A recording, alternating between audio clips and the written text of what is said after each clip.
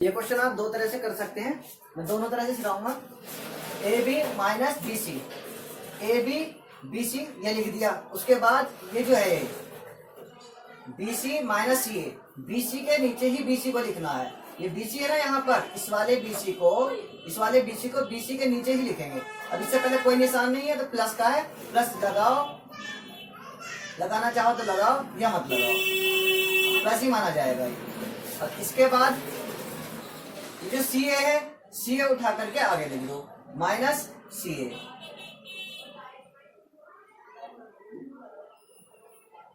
यहां पर सी ए minus A B है, सी ए को सी ए के नीचे ही लिखना है, सी ए। अब माइनस ए बी है, माइनस ए बी को माइनस ए बी, यहां पर ए बी देखेंगे कहां पर है, ए बी यहां पर है, तो सी ए वाली लाइन में ए बी के नीचे ही सी ए वाली लाइन में ए बी को लिखना है। यहां पर माइनस में है, माइनस ए बी, इस तरह से लिखना है। इसके बाद इसको जोड़ दो, ए बी ए बी। ये ए बी किसका है, प्लस का, कोई निशान नहीं है तो प्लस माना जाता है। ए बी किसका है, माइनस का। अलग अलग निशान है तो क्या होगा, घट जाएगा, अलग अलग निशान होगा तो घट जाएगा। अब अलग अलग निशान होने की वजह से ये ए बी से ए बी घट गया, 0 बचा। फिर उसके बाद क्या है, बी सी ये प्लस का है, ये माइनस का, इसी वजह से ये दोनों भी अलग अलग निशान है, ये भी क्या हो जाएगा, घट जाएगा। अच्छा 0 से पहले प्लस लगाओ या माइनस लगाओ कोई फर्क नहीं पड़ेगा, प्लस लगा दो बेहतर है। सी ए को सी ए से घटाओगे इसको इससे, तब भी ये क्या आएगा, 0। आंसर इसका कितना आया, आंसर आया 0। हम लिखेंगे hence the sum is equal to 0। और हिंदी में लिखने वाले, हिंदी मीडियम वाले, अतः योग बराबर 0, ये लिखना है। अब दूसरा क्वेश्चन, दूसरे क्वेश्चन में 3 पद हैं, a माइनस बी और ए बी, इन 3 टर्म को लिखना है। a minus B A B plus में, यहां पर b है तो b को b के नीचे ही रखेंगे, b। अब ये इससे पहले कोई निशान नहीं है तो प्लस का माना जाएगा, लिखना चाहो लिख लो, नहीं लिखोगे तब भी प्लस का ही माना जाएगा। b हो गया कंप्लीट। c यहां पर नहीं है तो c को अलग लिखेंगे, माइनस सी। बी सी ये भी अलग आएगा क्योंकि बी सी भी इसमें नहीं है। फिर सी को सी के नीचे ले आएंगे। उसके बाद माइनस ए को माइनस ए के नीचे ले आएंगे, सी वाली लाइन में। ए सी को अलग ले जाएंगे क्योंकि ए सी भी इसमें एक ही है। यहां पर ए प्लस का है, ए माइनस का है, 0 हुआ। बी माइनस का, बी प्लस का, कोई निशान नहीं है तो प्लस का ही माना जाएगा। इसी तरह से ए कोई निशान नहीं, प्लस का माना जाएगा। सी का कोई निशान नहीं, प्लस का माना जाएगा। तो यहाँ बी से बी घटने के बाद 0 आया, सी से सी घटा तो यहाँ पर 0 आया।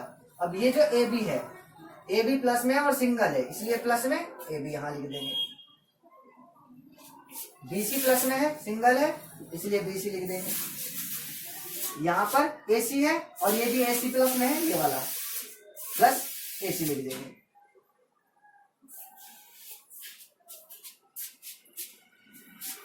अब यहाँ क्या बचा, एक तो ए बी, एक बी सी और एक ए सी, यही हमारा आंसर हो जाएगा। Hence the sum is equal to A B plus B C plus A C. Hindi medium वाले लिखेंगे अतः योग बराबर A B plus B C plus A C. Question number तीसरे में यहां तक 3 टर्म है जिसमें ये कोमा है यहाँ पर, और उसके बाद ये 3 टर्म्स अलग हैं। अब हम सबसे पहले इनको लिखेंगे, पहले वाले को, 2p² Q square minus 3p Q +4।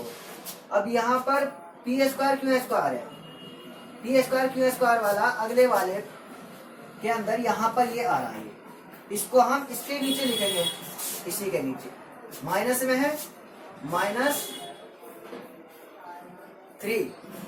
गिनती के नीचे गिनती को लिखना, काउंटिंग काउंटिंग के नीचे ही आनी चाहिए। पी स्क्वायर पी के नीचे पी और क्यू स्क्वायर क्यू के नीचे क्यू, ये माइनस में है। के बाद पी क्यू है, पी क्यू कहाँ पर है, यहाँ पर, इसको हम इसके नीचे लिखेंगे। ये है प्लस में 7 पी क्यू। अब ये 5 है तो 4 के नीचे आएगा, कोई निशान नहीं है, प्लस का 5 लगा, इससे पहले कोई निशान ना हो उसके पहले प्लस लगाया जाता है, प्लस माना जाएगा ये। इसके बाद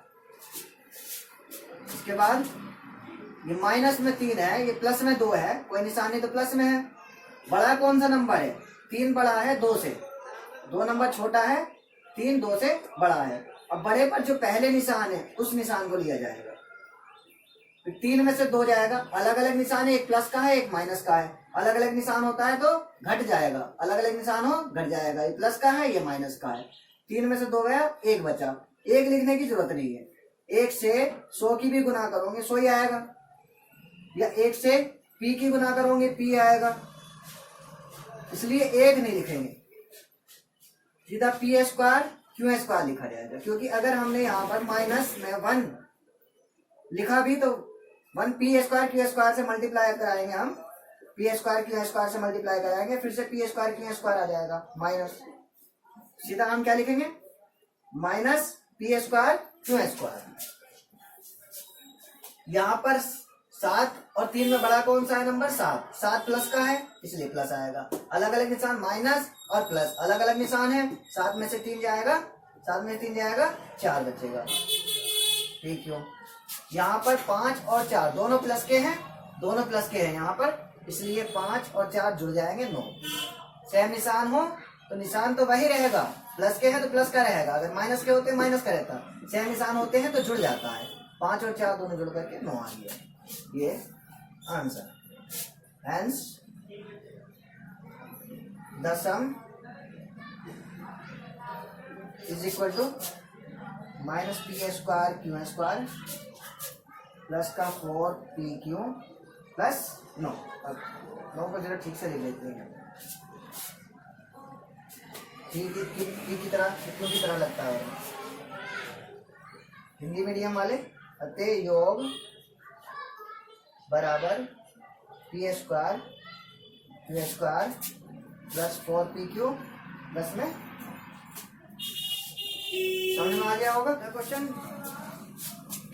इसमें बीजगणित में याद रखना, जो अक्सर आएंगे वो स्मॉल में आएंगे, छोटे एबीसीडी में आएंगे, कैपिटल में नहीं लिखोगे।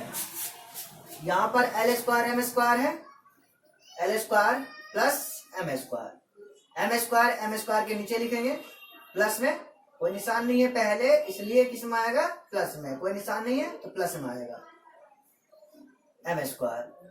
यहाँ पर है एन स्क्वायर, अब एन स्क्वायर तो इसमें पहले नहीं था, अब अलग लिखना पड़ेगा। इस वाले एन स्क्वायर को इसके नीचे लिख देंगे एन स्क्वायर। एल स्क्वायर पहले है हमारे पास, एल स्क्वायर ये वाला इसके नीचे आ जाएगा, इस वाले एन स्क्वायर की लाइन के पहले इस लाइन में आ जाएगा एल स्क्वायर। उसके बाद 2lm, lm तो यहाँ पर नहीं है, इसको भी अलग लिखेंगे नीचे, 2lm, 2mn नहीं है यहाँ पर, mn, 2nl ये भी नहीं है,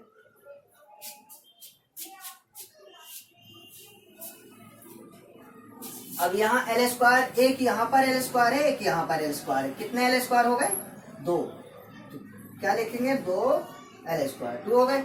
एम स्क्वायर ये भी 2 एम स्क्वायर, 2 है ना, एक और एक 2। यहाँ पर एन स्क्वायर कितने हैं 2 एन स्क्वायर। यहाँ पर कितने हैं, इससे पहले कोई निशान नहीं है, प्लस का मानेंगे 2lm, ये कितना है 2mn, ये 2nl। अब यहाँ पर hence the sum is equal to, यहाँ पर थोड़ा चेंज करेंगे। पिछले वाले क्वेश्चन में 3 में जो किया था हमने कोई चेंज नहीं किया था, जैसा आंसर आया था वैसे लिख दिया था। यहाँ पे चेंज है, यहाँ पर हर किसी में देखो एल स्क्वायर से पहले 2 है, एम स्क्वायर से पहले 2 है, एन स्क्वायर से पहले भी 2 है, इस एल एम से पहले भी 2 है, एम एन से पहले भी 2 है, एन एल से पहले भी 2 है। अब जब सभी से पहले 2 आ रहा है तो हर किसी टर्म में, हर किसी पद में हमें 2 कॉमन मिल गया ना। कॉमन का मतलब है जो सभी में हो, उभयनिष्ठ कहते हैं जिसे। 2 सब में आ रहा है तो 2 सबसे पहले लिखेंगे और कॉमन लिखते ही ब्रैकेट का निशान लगा देते हैं।